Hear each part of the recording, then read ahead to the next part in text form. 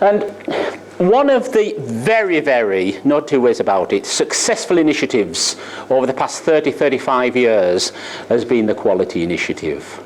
If you've touched on it, if you've lived as part of it, etc. I was right in at the very start when it was actually a British standard, BS 5750, and I was going off as a young manager to sit through conferences and seminars like yourself where everybody stood at the front and talked about quality. And perhaps a bit cynically in those days, I said, it sounds all right, but it'll never work. But I just thought I would check, and I was just checking a couple of days ago on various websites about now the number of companies in the world that have adopted either ISO 9000, obviously throughout Europe and whatever, or other equivalents in other countries.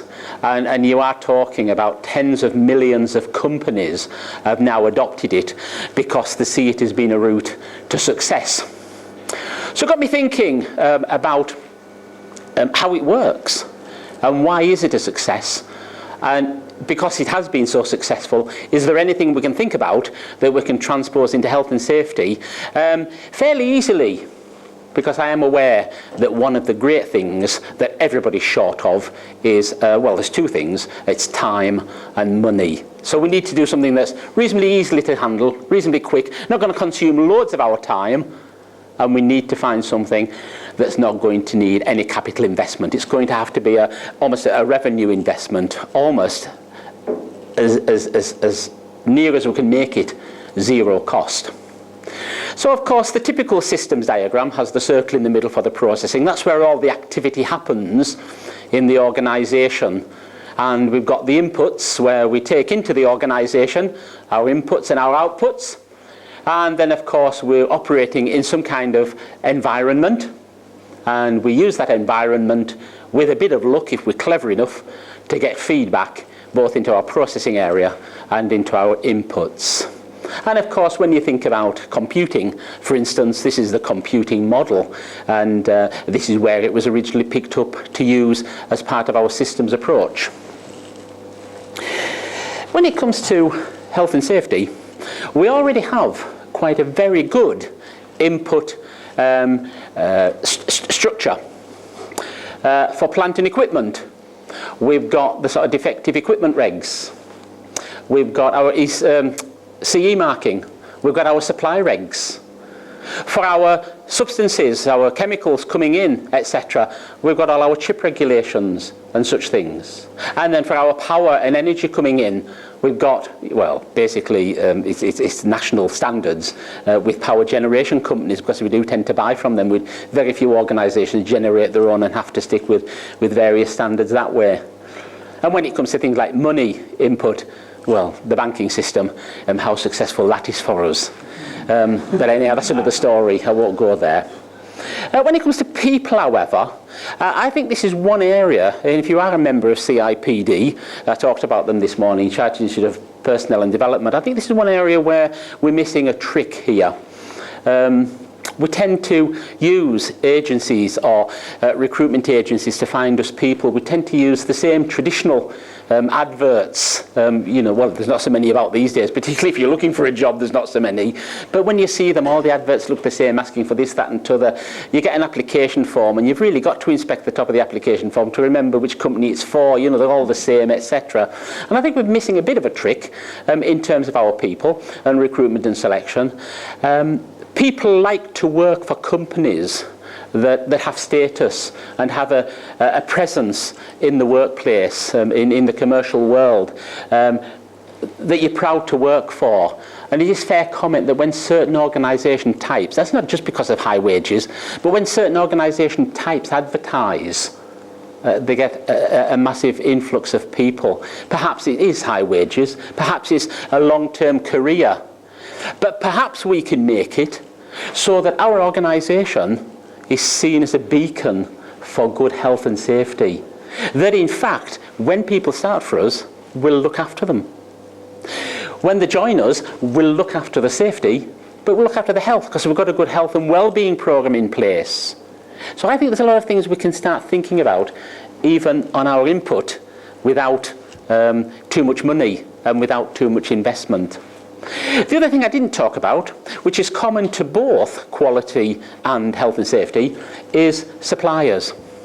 Well, suppliers in a quality tend to supply materials, components, assemblies, etc. But what health and safety does, it finds contractors.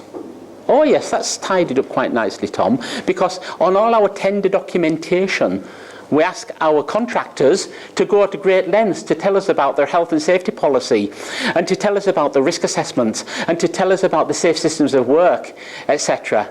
Yeah, you do. And when you get the tender documents, because Tom's completed a lot of tender documents for us. When you go and actually work for the organisation, are those tender documents ever looked at again? Does anybody ever say, oh, well, welcome on site. This is the work we'd like you to do, and we'll come and watch how you're doing the work, and we'll come and inspect your procedures, and we'll come and have a look at your risk assessments and such. Apart from very few organisations, I would suggest that that isn't widely done. You have to jump through the hoop, but once you've jumped through the hoop, then there's no more hoops left once you get on site and you've won the tender. Perhaps we ought to be tighter in terms of. Now, what quality does is quality looks at suppliers and develops a supplier relationship, a supplier liaison relationship. And so what happens, if your supplier is starting to falter in terms of quality, we go and help them. So we'll be getting good products, and it's actually worth it for us.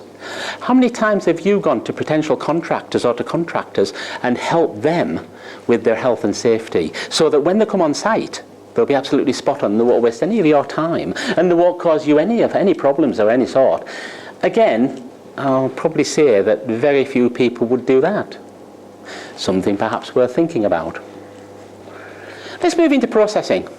This is where things get done. This is where most of the accidents happen. This is where most of the activities, and you would expect things to go wrong in this place. Our workshops, our warehouses, our machine shops, etc. Well, fortunately, we have very tight management structures and very tight management hierarchies. We have good supervisors and good team leaders. But what I would suggest is that they may be good at health and safety, and Anne's going to say absolutely right, Tom, here, because we've just been talking about this. How good are they at managing the team? What sort of management skills have they actually got? Is health and safety any good if you don't know how to manage it? Management is about people. Management is about knowing your team. Management is about human behaviour.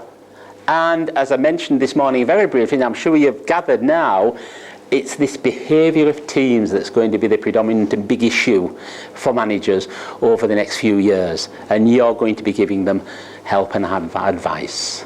So I suggest, in fact, that if you go away from this conference, perhaps you might give some thought to giving your supervisors and your managers actually some management training. Now, what sort of evidence have I got? Surely surely health and safety people are good in that sector. Well, I mentioned again, marking Unit D's, these assignments, and their big weaknesses is that they don't display any sort of management traits. They don't think about how they're going to manage the situations they're recommending. As well as that, I'll come back to this finance bit. Finance is important. Without having a knowledge of finance, a very simple knowledge of finance, you're going to struggle to get funding. You're going to struggle to get support for any initiatives you've got. You've got to make sure that you can itemise carefully the cost of it. And as well as that, you've got to itemise carefully the benefits for the organisation. The cost-benefit analysis. We talk blandly about it. I think there's even a little section on the diploma that tells students how to do cost-benefit analysis, and we do touch upon it. It's not enough. We need more, because probably like you, when I was a young manager going for funding, the first question was, how much? Not what benefits would it be? Not that sounds like a good idea. How much? And that's our problem we've got. Health and safety students, and I'm probably also seeing a lot of health and safety managers, whatever, don't have the persuasive tools because they don't have a cost-benefit analysis knowledge, etc. That perhaps is something else that we can get some training in. But also the managers and the supervisors, because they have to interpret it and work alongside you as well. This perhaps is the most contentious, because I think this is another trend that we're noticing. Get rid of your health and safety manager. Don't have one. Don't have a health and safety officer. What you need, perhaps, is a health and safety mentor or a health and safety counsellor. A health and safety advisory group. That's what you need. Okay. Because that was one of the big issues when quality set off. They used to stand at the front saying, you're all working in quality, get rid of the quality manager. And a lot of organisations, strangely enough, did. Wow. They used to have an advisor about quality sitting in a small office somewhere, but the managers all said, hang on a minute, who's looking after the quality now, like? And the answer was, you are. This is one of the weaknesses in a lot of organisations. Health and safety is, oh, it's their job. Of course it isn't. You're the manager, it's your job. Right. And again, perhaps that would be dirt cheap. Just think what it'd be like tomorrow, going into work on Monday saying, I'm a health and safety manager, I don't want the job anymore. Don't say it like that, because you might in fact not have a job 2 minutes later. Say, I believe that one, and put forward the argument. You need to be a mentor, you need to be an advisor, you need to be a counsellor, whatever you want to call it. And you don't necessarily follow that up quickly by saying, but of course, advisors getting another 5,000 a year, because advisors in your company won't. Right? So that's yes, something else perhaps worth thinking about. Get rid of health and safety manager role. Get rid of and tell managers that it's their job. Now, that will also have to be accompanied by the fact that when managers think about a new idea, or decide that they want some of the gang to work overtime to get the backlog cleared, the first thing that pops in their mind is, I want them to work overtime, it'll get the backlog cleared, it'll satisfy our customers, but it'll cost X. Is that right? They always think about the financial angle. Of course they do, because it's being inbred into them. You've got an inbreeding job. Oh, no, that doesn't sound good, does it? No, don't inbreed. You've got a job of inbreeding health and safety. So the manager automatically thinks, I've got this job to do, it's going to cost X, and the health and safety implications are as follows.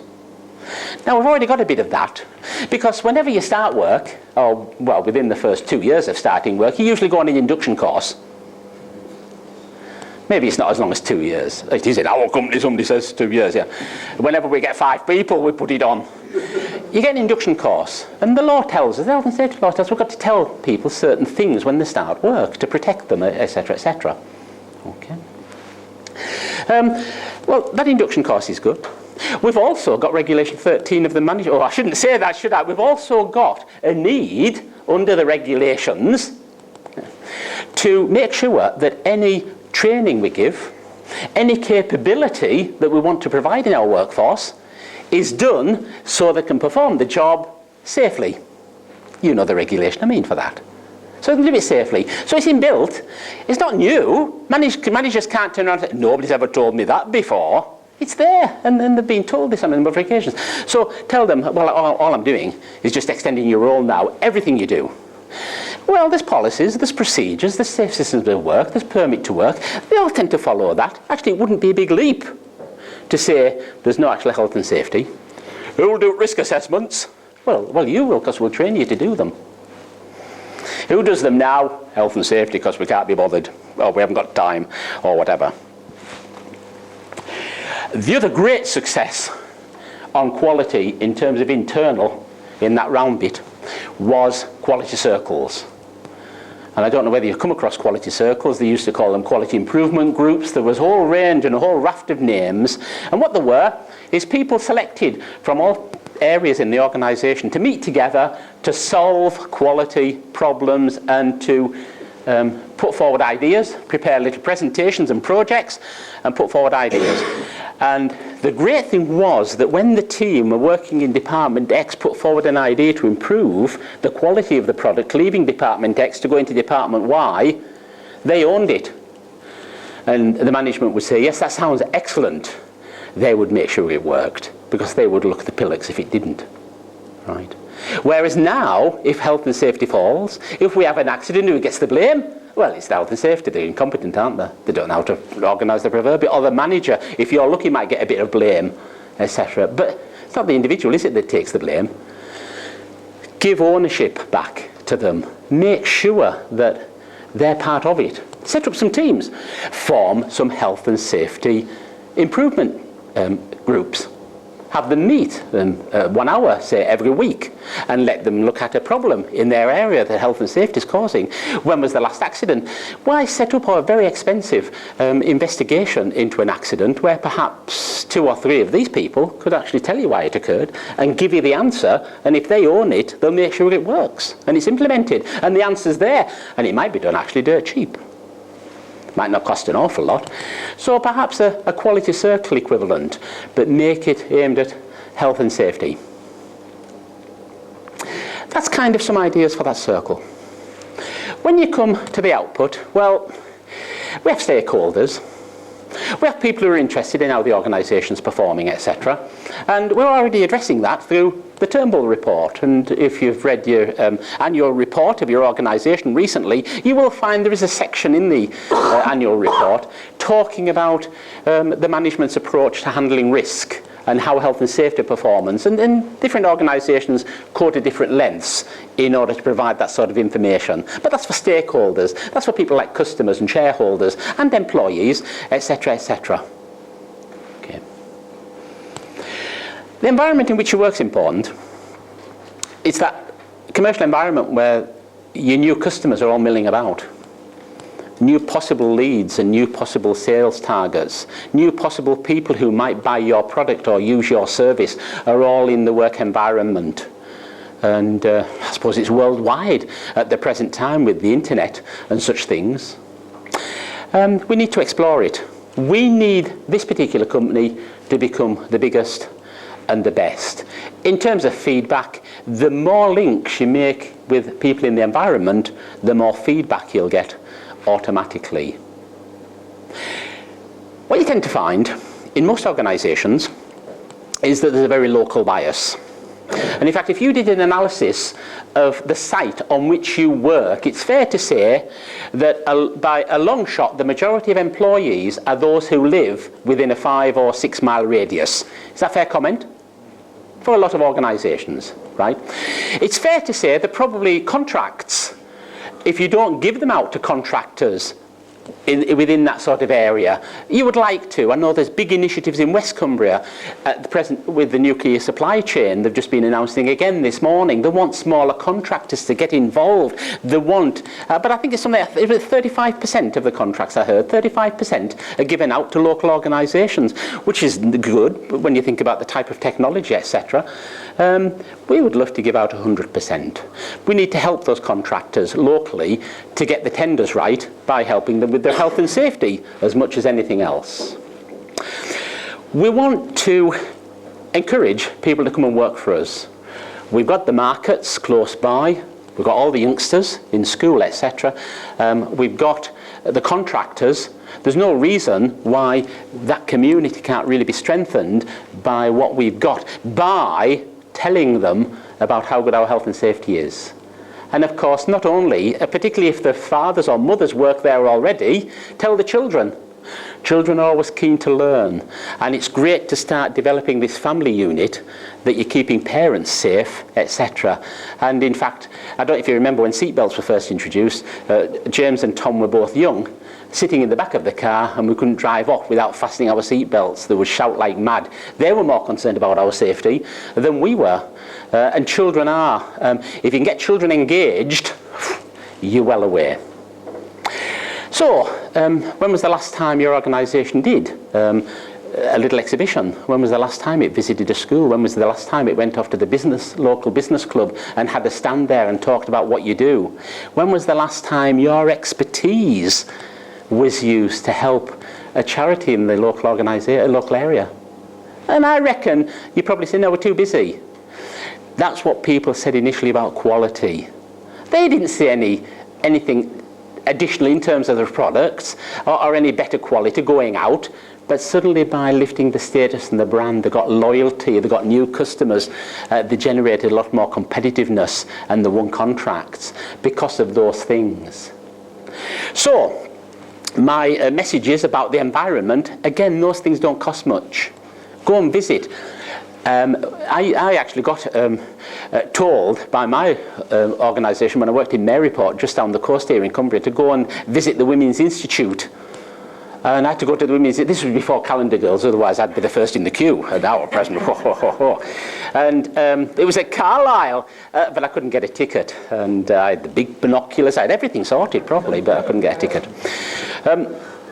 I had to go and talk to the Women's Institute. Now, I think I was about 23 or 24 at the time, wasn't married or anything, and there were going to be all these women of various ages there, and I didn't know anything about what to say to them. And we manufactured plastic tableware and injection moulded bodies for hoovers and whatever. So I went in and I said, I don't know why I've come really, you're all using our products. And so by the time I talked about our products and got that, oh yeah we do, oh yeah, oh, do you actually make the bodies for the hoovers? Oh yeah, yeah. And I'm almost certain the sale of hoovers, you know, vacuum cleaners, went up and our products were used more just because I've gone to talk to the Women's Institute because it was something that they were buying, etc., etc. So what I'm proposing is that you do get out more and start to develop that environmental. I want your organisation in your locality to be the best in terms of health, safety and welfare. You might have a social club, you might have a gymnasium, you might have some conference facilities, etc. When was the last time you let those out to the general public? Or to any group, a disadvantaged group? When was the last time you joined in with the community? I've mentioned to one or two people, here is your opportunity. What we're going to do to help organisations, it's a new initiative, it's probably going to start from the 1st of April next year because it takes a bit of getting into, is we're going to start what we're going to call a delegate attachment. So, we're setting aside on each course here in Carlisle and in Edinburgh 5 places on each course. And we're going to set up a delegate attachment system. If you book a delegate onto one of our courses from any organisation, it doesn't matter who it is, you've got the possibility of sharing with us the price of another attachment. So it'll cost you 50% of the price of a course and we'll bear the other 50%. Where are you going to get your delegates from? What about your suppliers? Do they need some health and safety training? What about these contractors? Do they need any health and safety training? What about prospective customers? Would that encourage them to give you the contract if you train some of their people in health and safety? Because it might in fact be safer for you to deliver the goods to them once you start and do the work for them, etc. So contractors, suppliers and customers are quite useful. But I want you to also be a leading light in your local business community. So any small business that employs 10 people or less, because they have to have things in writing, they have to have a good health and safety policy, and what the government's doing, instead of helping them, it's actually deregulating, less support, less help, they're going to be struggling. They might need your help, you being the beacon organisation in that community. What about new businesses? Even the sole trader. Ignore what the government's saying about sole traders. I had a good look at what their consultation document says, and it's anyone who's working by themselves that will not have any effect on a third party. And I'm trying to think of someone who works for themselves that has no effect on a third party. I can't think of any yet, but I'm almost certain there must be millions out there. Right. So, you know, deregulation, political tripe in effect, that's what it is. So there might be people who've just started the new business, startup. And within the first year, this could be their biggest handicap at closing the business down. No safety policy, no risk assessments done. You could help them. They could be a delegate attachment, new businesses, small businesses. And to finish it off, we've got 2 other types of delegate attachments that we're willing to go half and half with you. You can select anyone who works for a national charity. There might be a lot of charity goings on in your area, national charity, and also anyone who works in a publicly funded school, any teacher or whatever. So we want to protect businesses, we want to protect children, we want to help charities, but we want to improve your business efficiency. We want to improve your business competitiveness. We want to make you a beacon. When quality started, the environment didn't really notice, and it's grown to these millions of companies doing it because it makes business sense. If you have a delegate attachment for someone, for a charity, someone in a school, someone in a small business, just think of the local publicity you'll get, because the newspapers are interested when you're helping people. And just think of the number of people from charities, small businesses, and school teachers where there's no money, when they're told that they can get free training in health and safety, how they'll be looking for companies who will give them their delegate attachments. If you're interested, we're going to float it. It'll be in the newsletter. We'll contact you. I think it's going to be a winner. I think it's going to be as good for organisations as the quality initiative, and it's going to expand quickly. I can see it already, and some companies already in Scotland have mentioned that they're interested. Yeah, it's got some legs, as the terminology is these days. I've left you with some things to think about in terms of recruiting, helping contractors, setting up your health and safety improvement groups, training managers how to manage first of all, and they'll manage effectively health and safety. Give them some financial training, which is essential, fundamentally essential. Lift your profile, become a beacon for health and safety in your area. From a commercial point of view, it's going to be a winner. That's it for me. Ray's going to come to the front now and answer all the difficult questions. No. Is that all right, Ray? No. Oh. The attendance is, by the way, by the window at the back, if you need to grab one.